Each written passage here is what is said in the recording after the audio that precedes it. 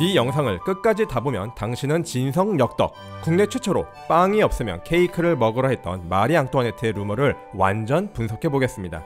프랑스의 왕비 마리 앙뚜아네트가 가난한 농민들이 빵이 없다고 시위를 하자 이를 보고 빵이 없으면 케이크를 먹으면 되지 라고 했다는 일화는 이미 잼민이들도 다 알 정도로 유명합니다. 그리고 실제로 마리 앙뚜아네트가 이런 말을 하지 않았다는 사실 역시 우리 구독자분들처럼 교양 있는 사람이라면 기본적으로 알고 있어야 할 상식이 되었죠. 그럼 우리는 한 걸음 더 들어가 볼까요? 대체 이런 소문은 언제 만들어졌고 왜 불쌍한 마리 앙뚜아네트를 멍청함과 오만함의 아이콘으로 만들었으며 어떻게 전 세계로 이 루머가 퍼지게 되었을까요? 더블김성비가 구독자 여러분을 위해 준비한 역덕 퀘스트, 이거 끝까지 다 보면 당신은 진성역덕. 오늘의 주제는 마리 앙뚜아네트와 케이크입니다. 이번 컨텐츠는 2002년 아날 지스토릭 드라 헤볼루션 프랑세즈에 게재된 베로닉 컴피옹 방상과 크리스티안 슈자이 카완의 논문 마리 앙뚜아네트와 그녀의 유명한 발언을 토대로 준비해보았습니다. 들어가기 앞서 마리 앙뚜아네트 케이크 이야기의 원문을 살펴봅시다. 실제로 앙뚜아네트가 말하지 않았으니 원문이라는 것이 존재하지 않지만 일반적으로 가장 많이 알려진 문장은 있으니까요. 프랑스어로 한번 볼까요? S'ils pas de pain, qu'ils mangent de la brioche. 그들에게 빵이 없다면 브리오슈를 먹게 하세요 로 해석됩니다. 이걸 영어로 옮길 때는 If they have no bread, let them eat cake 라고 가장 많이 번역됩니다. 브리오슈가 케이크로 바뀌었는데 이는 영미권에서 더 직관적으로 이해할 수 있는 디저트형 고급 빵이 케이크이기 때문에 이렇게 바뀐 것으로 보입니다. 우리도 브리오슈보단 케이크가 와닿으니 계속 케이크로 갈게요. 이 발언의 맥락 역시 알려진 그대로입니다. 마리 앙뚜아네트가 우연히 가난한 백성들이 시위를 하는 장면을 목격합니다. 신하에게 저들이 무엇을 원하냐고 물어보자 굶주린 백성들이 빵이 없어서 시위를 하고 있다는 말을 듣습니다. 여기에서 앙뚜아네트가 그 유명한 문장 빵이 없으면 브리오슈를 먹으면 되지 않느냐를 시전합니다. 이 이야기의 포인트는 가난한 백성들의 삶을 이해 못하는 상류층을 보여주는 데에 있죠.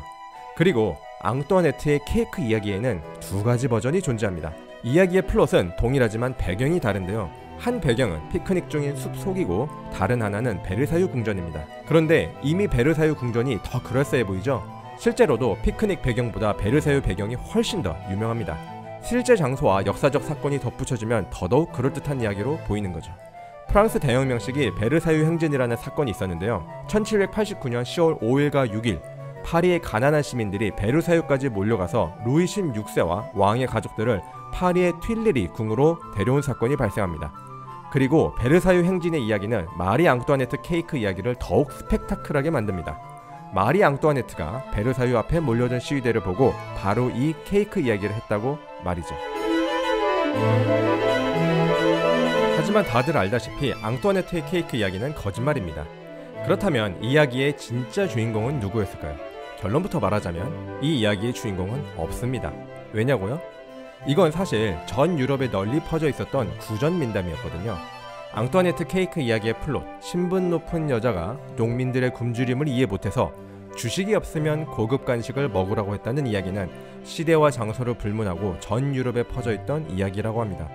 사실 유럽을 넘어 인도와 중국에도 유사한 이야기가 있다네요. 마치 콩쥐파치와 신데렐라 모두 계모의 구박을 받는 딸을 주인공으로 한 권선징악 이야기라는 같은 플롯을 공유하고 있는 것처럼 말입니다. 앙뚜아네트의 케이크 이야기의 플롯은 특히 독일과 프랑스 그리고 라트비아에서 유행했습니다. 독일은 마리 앙뚜아네트가 태어나기 200년도 전인 15세기 종교개혁 시기에 똑같은 플롯이 널리 퍼졌는데요. 특히 1524에서 25년 독일 농민 전쟁 시기 민중들의 가난함이 극에 달한 시절에 가장 유행했다고 합니다. 그리고 라트비아는 역사적으로 오랜 시간 동안 독일계 지배층과 라트비아계 피지배층으로 나눠진 상황을 겪고 있었는데 이런 상황 속에서 라트비아 사람들이 독일 사람들을 비난하고 조롱하는 이야기가 오랜 시간 동안 유행했다고 하네요. 반면 프랑스에는 이 이야기가 독일과 라트비아보다 훨씬 후인 17세기가 되어야 유행하기 시작했습니다. 그리고 이야기의 주인공도 마리 앙뚜아네트가 아니었습니다. 왜냐하면 앙뚜아네트가 프랑스로 시집 오기 훨씬 이전부터 케이크 얘기가 유행했었거든요. 이때 이야기의 주인공으로 주로 언급된 인물은 루이 15세의 딸 마담 빅투아르 혹은 루이 15세의 정부인 퐁파두르 부인이나 바리 부인이었으며 이들은 모두 마리 앙뚜아네트의 한두 세대 이전 사람들이었습니다. 특히 루이 15세 때는 왕이 상인들과 짜고 공물을 매점매석해 기근이 발생했다는 루머인 기근조약이라는 것을 전 국민이 진실로 믿고 있을 정도로 식량 문제가 매우 민감한 시기였기에 이 이야기의 플롯은 더더욱 널리 퍼질 수 있었습니다. 앙투아네트 케이크 이야기의 플롯이 정말로 구전민담으로 프랑스에 퍼져 있었다는 것을 보여주는 일화가 하나 있습니다. 루이 18세가 직접 쓴 회고록에 나오는 이야기인데요. 프랑스 대혁명 시기 루이 16세의 동생, 미래의 루이 18세가 된 루이 스타니스라스는 혁명 세력을 피해 망명을 떠납니다. 그런데 길에서 아침을 먹으려는데 와인만 있고 빵이 없는 것을 발견합니다. 이를 보고 루이 18세는 가난한 백성들에게 빵이 없으면 빵 부스러기를 먹으려 했다는 마리 테레즈 왕비님이 생각나는구나 라고 말하며 가족들과 웃었다고 합니다. 마리 앙뚜아네트 케이크 이야기와 동일한 플롯이지만 여기서는 루이 14세의 부인인 마리 테레즈 도트리슈가 주인공으로 나옵니다. 루이 18세의 고조할머니죠. 왕가의 인물들조차 가족끼리 농담으로 꺼낼 정도의 이야기 플롯이라면 이건 특정 인물이 했던 역사적 발언이 아니라 그 당시 아주 널리 퍼진 구전민담이라는 것이 더욱 확실해 보입니다. 마리 앙투아네트가 케이크 이야기의 본래의 주인공이 아니라는 것을 밝혀준 근거들은 이게 끝이 아닙니다. 마리 앙투아네트 당대의 기록을 살펴보면 공식적인 출간물에는 앙투아네트 케이크 이야기가 단 한 번도 언급되지 않습니다. 대혁명 직전 및 혁명기에 마리 앙투아네트는 온갖 추문과 음모의 핵심 대상이 되었는데요. 사치, 음주, 외도, 근친 등등 뭐 하나 대강 안 좋은 걸로 걸릴 법한 게 있으면 우선 까고 볼 정도로 말도 안 되는 것들로 비판받습니다. 그럼에도 불구하고 혁명 세력의 출판물이나 혁명기 때의 자료 어디에서도 마리 앙투아네트의 케이크 발언은 찾아볼 수 없습니다. 실제로 이런 말을 했었다면 옳다구나 하고 혁명 세력에게 털렸을 텐데 말이죠. 마리 앙투아네트의 케이크 이야기를 조사하다 보면 장 자크 루소가 마리 앙투아네트를 음해하기 위해 이 이야기를 만들어냈다는 이야기를 쉽게 찾을 수 있습니다. 실제로 루소의 책에는 케이크 이야기의 플롯이 실제로 있습니다. 하지만 루소가 언급한 일화는 마리 앙투아네트와의 관련성이 전혀 없습니다. 고백록에 나오는 이 단락은 마리 앙투아네트가 프랑스로 시집오기 5년 전에 쓰여졌으며 심지어 맥락도 그냥 루소 본인이 와인과 함께 먹을 빵이 없는 상황에서 이 전래동화가 급떠올라서 브리오슈를 샀다. 이거 이상도 이하도 아니었습니다. 처음으로 공식적인 출판물에서 마리 앙투아네트의 케이크 이야기가 등장한 것은 왕비가 죽은 지 50년도 더 지나서였습니다. 하지만 1843년 알퐁스 카르의 책을 제외하면 19세기 내내 마리 앙투아네트의 케이크 발언은 거의 찾아볼 수 없습니다. 그렇다면 마리 앙투아네트의 케이크 발언이 오늘날처럼 전 세계로 퍼져나가게 된 터닝 포인트는 무엇이었을까요? 범인은 바로 독일의 유명 작가 에릭 캐스트너로 보입니다. 동화작가로 유명한 에릭 캐스트너는 1936년 자신의 동화책에 마리 앙투아네트가 1789년 베르사유 행진에서 시위하는 사람들을 보고 케이크 발언을 했다는 이야기를 실었습니다.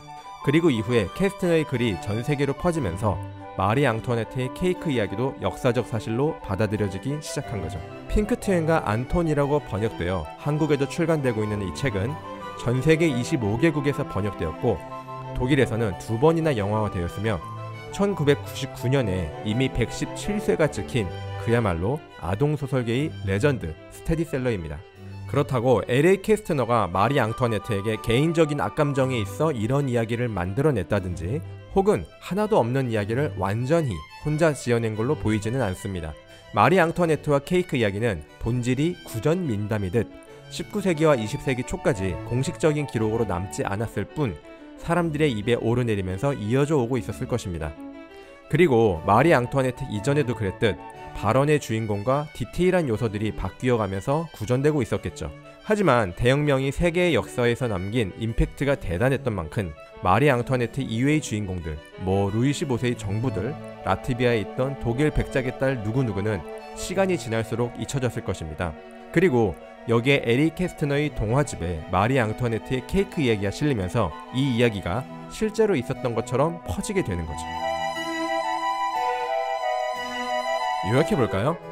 하나, 마리 앙투아네트의 케이크 이야기는 원래 유럽 전역에 존재했던 구전민담이었기 때문에 시대와 장소를 불문하고 귀족 여성을 까는 맥락에서 언제 어디에서나 쓰였다. 둘, 마리 앙투아네트가 살던 시기의 공식적인 기록에는 케이크 이야기가 전혀 등장하지 않으며 왕비가 죽은 지 한참 지나서야 조금씩 등장하기 시작한다. 셋, 마리 앙투아네트 이야기는 주로 구전으로 전해지고 있는데 1930년에 독일 작가 에리 캐스트너가 마리 앙투아네트의 케이크 이야기를 동화집에 실어 출판하면서 마치 공식적인 역사적 사실로 보여지기 시작했다. 결론입니다. 마리 앙투아네트의 케이크 이야기는 역사적 사실이 아니었습니다. 하지만 마리 앙투아네트 케이크라는 이야기의 역사는 이렇게 다채롭게 펼쳐져 있었네요.